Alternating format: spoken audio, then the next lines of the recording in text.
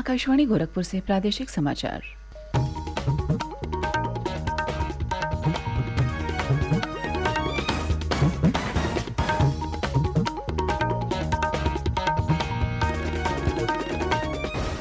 नमस्कार, समाचार बुलेटिन के साथ में शिवानी अरोरा। पहले मुख्य समाचार। प्रधानमंत्री नरेंद्र मोदी ने हरियाणा के सूरजकुंड में राज्यों के गृह मंत्रियों के चिंतन शिविर को किया संबोधित। अमृत काल में भारत के विकास की परिकल्पना को साकार करने में पंच प्रण की भूमिका को बताया महत्वपूर्ण। चिंतन शिविर में मुख्यमंत्री योगी आदित्यनाथ भी हुए शामिल। कहा, प्रधानमंत्री नरेंद्र मोदी के नेतृत्व में देश में लोकतांत्रिक व्यवस्था पर लोगों का विश्वास और अधिक मजबूत हुआ। सूर्योपासना का महापर्व छठ आस्था और उल्लास के वातावरण में मनाया जा रहा है और भड़काऊ भाषण देने के मामले में पूर्व मंत्री और समाजवादी पार्टी के विधायक आजम खां की विधानसभा सदस्यता निरस्त। अब समाचार विस्तार से। प्रधानमंत्री नरेंद्र मोदी ने कल हरियाणा में सूरजकुंड में राज्यों के गृह मंत्रियों के चिंतन शिविर को संबोधित किया। 2 दिवसीय चिंतन शिविर में मुख्यमंत्री योगी आदित्यनाथ ने भी हिस्सा लिया। इस अवसर पर अपने संबोधन में प्रधानमंत्री ने कहा कि अमृत काल में भारत के विकास की परिकल्पना को साकार करने में पंचप्रण की भूमिका महत्वपूर्ण होगी। साथियों, आजादी का अमृत काल हमारे सामने है। आने वाले 25 साल देश में एक अमृत पीढ़ी के निर्माण के, ये अमृत पीढ़ी पंच प्राणों के संकल्पों को धारण करके निर्मित होगी। विकसित भारत का निर्माण, गुलामी की हर सोच से मुक्ति, विरासत पर गर्व, एकता और एकजुटता और सबसे प्रमुख बात नागरिक कर्तव्य, इन पंच प्राणों का महत्व आप सभी भली भांति जानते हैं, समझते हैं। ये एक विराट संकल्प है जिसको सिर्फ और सिर्फ सबका प्रयास से ही सिद्ध किया जा सकता है। तरीके अपने अपने हो सकते हैं, रास्ते, प्रायोरिटी अलग अलग हो सकते, लेकिन ये पंच प्राण देश के हर राज्य में हमारी गवर्नेंस की प्रेरणा होनी चाहिए। श्री मोदी ने आपराधिक घटनाओं पर नियंत्रण के लिए राज्यों की एजेंसियों के बीच और केंद्र तथा राज्य एजेंसियों के बीच परस्पर सहयोग को महत्वपूर्ण बताया। उन्होंने मुख्यमंत्रियों और गृह मंत्रियों से बजट की बाधाओं से परे जाकर प्रौद्योगिकी की आवश्यकता का गंभीरता से आकलन करने का अनुरोध किया। प्रधानमंत्री ने कहा कि कानून व्यवस्था बनाए रखना 24 घंटे का काम है और किसी भी काम के लिए व्यवस्था में सुधार करते रहना जरूरी है। फर्जी समाचारों का उल्लेख करते हुए प्रधानमंत्री ने कहा कि इनकी प्रामाणिकता की जांच करना आवश्यक है। उन्होंने कहा कि इसमें तकनीक की बड़ी भूमिका होगी।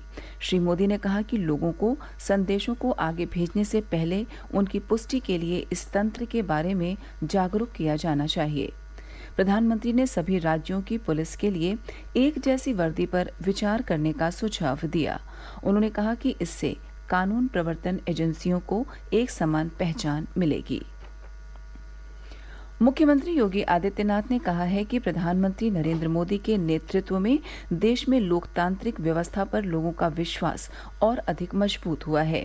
ट्वीट संदेशों में श्री योगी ने कहा कि प्रधानमंत्री ने हरियाणा के सूरजकुंड में आयोजित चिंतन शिविर में राष्ट्र निर्माण के लिए पंच प्रण की सिद्धि के लिए सभी से एकजुट होकर कार्य करने को कहा है।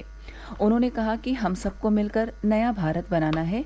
मुख्यमंत्री ने कहा कि उत्तर प्रदेश को स्मार्ट प्रदेश बनाने और लोगों को सुगमता प्रदान करने के लिए विभिन्न सेवाओं को तकनीक से जोड़ा जा रहा है। उधर चिंतन शिविर के समापन अवसर पर मुख्यमंत्री ने केंद्रीय गृह और सहकारिता मंत्री अमित शाह को एक जनपद एक उत्पाद के तहत वाराणसी की प्रसिद्ध गुलाबी मीनाकारी से निर्मित मोर की कलाकृति और लखनऊ की चिकनकारी का अंग वस्त्र भेंट किया। उन्होंने चिंतन शिविर में आए अन्य राज्यों के राज्यपाल, उपराज्यपाल, मुख्यमंत्री, उप मुख्यमंत्री, गृह मंत्री और अन्य प्रतिनिधियों को भी एक जनपद एक उत्पाद के तहत निर्मित विशिष्ट उत्पाद उपहार स्वरूप भेंट किए। प्रधानमंत्री नरेंद्र मोदी कल आकाशवाणी से मन की बात कार्यक्रम में देश विदेश के लोगों के साथ अपने विचार साझा करेंगे। यह इस मासिक रेडियो कार्यक्रम की 94वीं कड़ी होगी।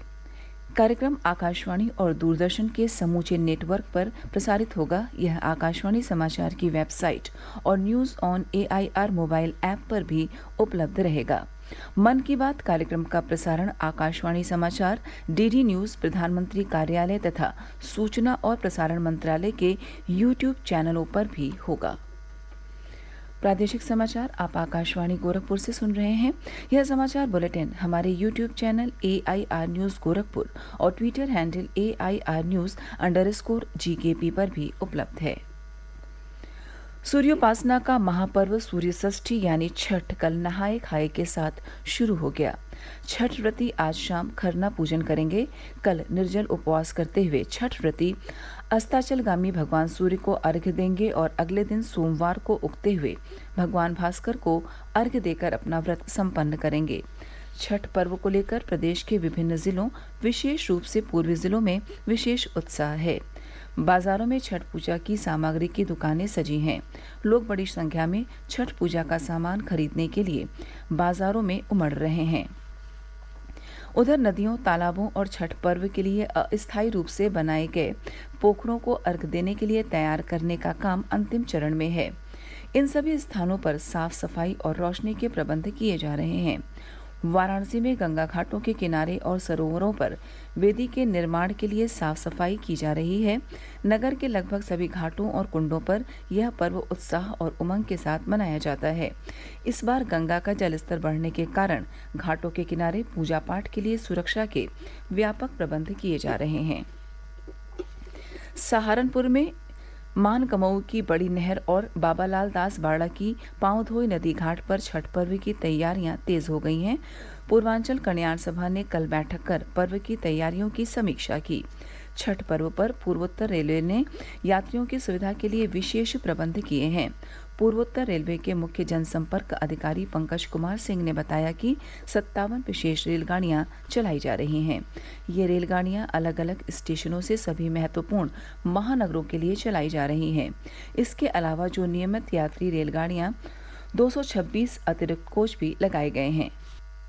छठ पूजा को ध्यान में रखते हुए जो यात्रियों की भीड़ बढ़ी है, मांग बढ़ी है टिकटों की, उसको ध्यान में रखते हुए रेलवे कुल 57 विशेष ट्रेनें चला रहा है। ये ट्रेनें अलग अलग स्टेशनों से सभी महत्वपूर्ण डेस्टिनेशंस के लिए, सभी महत्वपूर्ण महानगरों के लिए चलाई जा रही हैं। इसके अतिरिक्त जो नियमित ट्रेनें हमारी चल रही हैं उसमें 226 एडिशनल कोच भी लगाए गए हैं। साथ ही साथ स्टेशनों पर भीड़ भाड़ को नियंत्रित करने के लिए आरपीएफ के जवान एडिशनल संख्या में लगाए गए हैं। जो अनाउंसमेंट सिस्टम है उसके माध्यम से भी लोगों को जागरूक किया जा रहा है।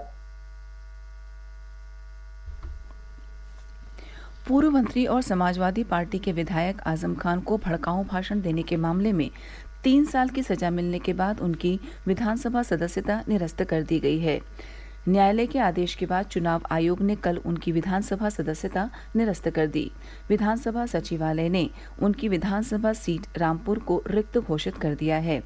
MP MLA कोर्ट ने गुरुवार को आजम खान को भड़काऊ भाषण देने के मामले में 3 वर्ष की सजा सुनाई थी।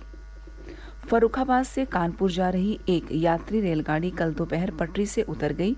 हादसे में किसी के हताहत होने की सूचना नहीं है। दुर्घटना फर्रुखाबाद के रजीपुर और खुदागंज रेलवे स्टेशन के बीच हुई। रेलवे के वरिष्ठ अधिकारियों ने मौके पर पहुंचकर परिचालन शुरू कराया।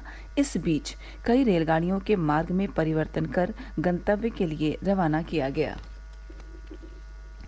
अयोध्या में श्रद्धालुओं की भीड़ को देखते हुए श्री राम जन्मभूमि तीर्थ क्षेत्र न्यास ने विराजमान रामलला के दर्शन की अवधि बढ़ा दी है। सुबह के दर्शन की अवधि आधा घंटा और शाम के दर्शन की अवधि 1 घंटा बढ़ाई गई है।